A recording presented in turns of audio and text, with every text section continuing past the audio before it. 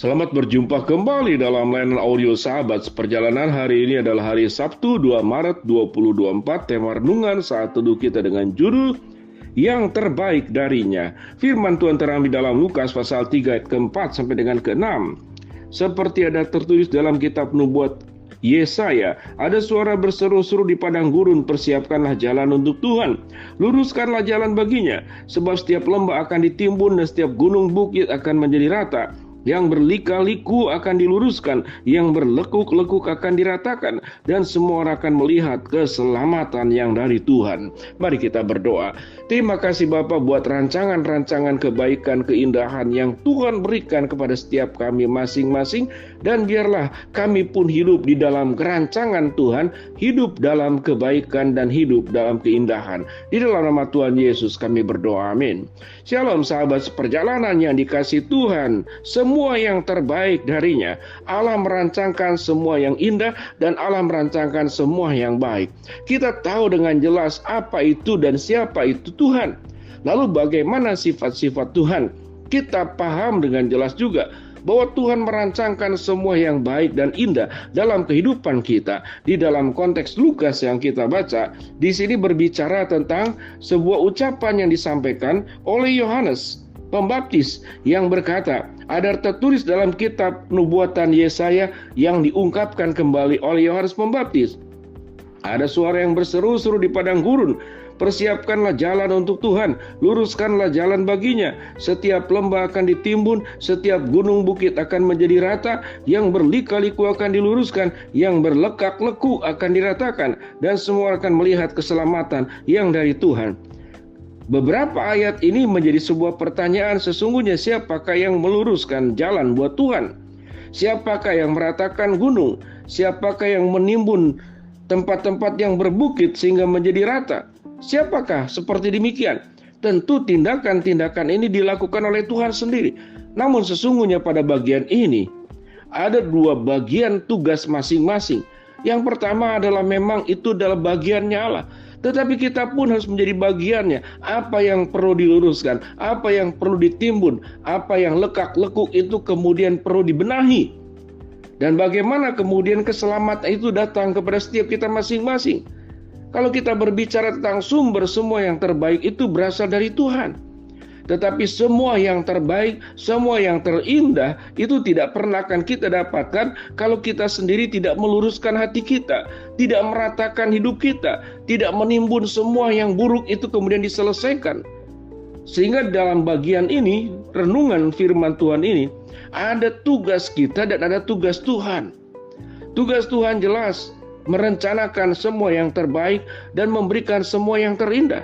Tugas kita sebagai manusia adalah bagaimana hati kita itu dibenahi, supaya hati kita tidak berlikak-likuk, kemudian tidak berkelak-kelok. Hati kita pun menjadi hati yang bersih, yang diluruskan, punya motivasi yang tulus, terbuka hati sepenuhnya, sehingga kita menjadi tempat dan wadah di mana kebaikan dan keindahan Allah itu diberikan kepada kita, menjadi milik kita. Sahabat seperjalanan, ada seorang yang sakit keras, kemudian bertemu dengan seorang dokter yang paling hebat. Sebut saja dia adalah orang dokter yang paling hebat di dunia. Setiap pasien yang datang kepada dia sembuh. Tetapi dia yang bersangkutan datang ke dokter ini tidak sembuh, kemudian malah berakhir dengan kematian. Selidik punya selidik, siapa yang salah? Apakah dokternya yang salah? Apakah dokternya kemudian tidak sanggup menyelesaikan satu pasien yang pada akhirnya kemudian meninggal, lalu kemudian pasien yang lain semuanya sembuh? Ternyata selidik punya selidik, cuma ada satu hal masalahnya. Pasien yang sembuh itu adalah diberikan anjuran oleh dokter, kemudian menerima nasihat dokter, dan memakan obat, menerima tindakan-tindakan medis dengan sepenuh hati, tanpa memberontak. Sementara yang meninggal ini, dia dengar nasihat dokter, dia tahu petunjuknya, tapi dia tidak melakukannya. Dia tidak memberi dirinya untuk kemudian memakan obat, tidak melakukan yang namanya tindakan medis, sebagaimana kemudian yang dianjurkan oleh sang dokter tersebut. Gambaran tentang pasien, dua macam pasien ini, sesungguhnya itu adalah gambaran kita. Kalau Tuhan sudah menyediakan yang terbaik kepada kita, kalau Tuhan sudah menyediakan yang terindah kepada kita, lalu kita membuka hati kita, memberikan diri sepenuhnya dipengaruhi oleh Tuhan, dan kita membuka diri untuk taat sepenuhnya kepada Tuhan, maka semua yang terbaik dan terindah itu akan dimiliki oleh setiap kita masing-masing. Tetapi tatkala Allah menyediakan yang terbaik, Allah menyediakan yang terindah, tapi hati kita tertutup, hati kita tidak lurus, kita tidak mau menyelesaikan dosa kita, kita mengatupkan telinga kita, mengatupkan hati kita, mengatupkan mulut kita untuk tidak mendapatkan, untuk tidak meminum obat sediakan, untuk tidak menerima kebenaran firman Allah, untuk tidak punya ketaatan kepada Tuhan. Apa yang terjadi? Kematian. Dan di dalam bagian ketiga ayat ini berkata, kematian itu berbicara kita tidak mendapatkan keselamatan yang datang dari Tuhan. Sementara mereka yang menerima dari dokter yang hebat tersebut, dan Kristus adalah dokter dari segala dokter, yang tidak hanya sanggup menyembuhkan berbagai macam penyakit, tetapi memulihkan rohani kita, menyelesaikan dosa-dosa kita.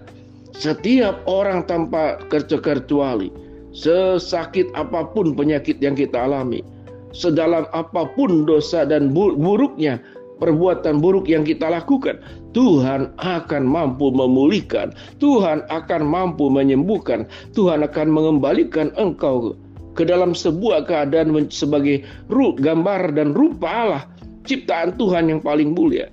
Tetapi sewaktu kita tidak memberikan hati kita, tidak memberikan hidup kita, tidak membukakan seluruh keberadaan kita kepada Tuhan, yang terjadi bertemu dengan dokter sehebat apapun, kita akan tetap makin sakit, makin berat, dan berakhir dengan kematian. Demikian juga Kristus.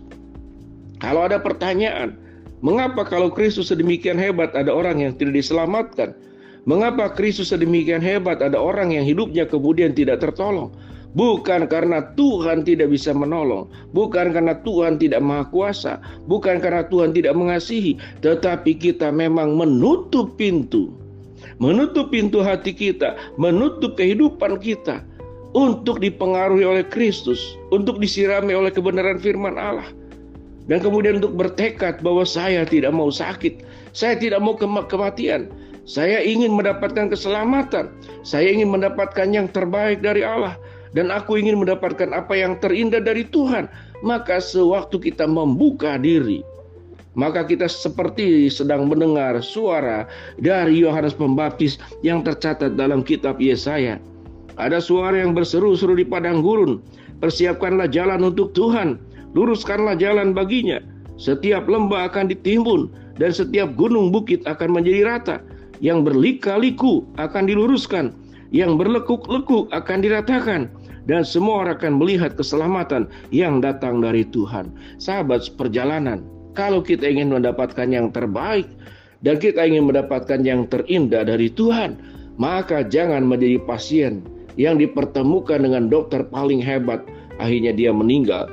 Demikian juga kita sudah bertemu dengan Kristus, Tuhan di atas segala Tuhan, Raja di atas segala Raja, dokter di atas segala dokter, Sang Juru Selamat, Sang Penebus. Engkau akan mendapatkan hidup kalau kau membuka dirimu dan kau mau taat mengikuti Tuhan.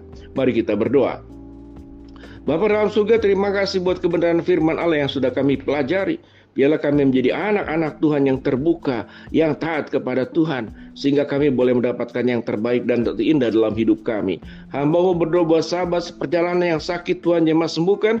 Sahabat seperjalanan yang sedang menghadapi masalah, Tuhan bukakan jalan. Sahabat seperjalanan yang sedang berdoa mengharapkan sesuatu, Tuhan kabulkan dengan cara dan waktunya Tuhan. Di dalam nama Tuhan Yesus kami berdoa. Amin.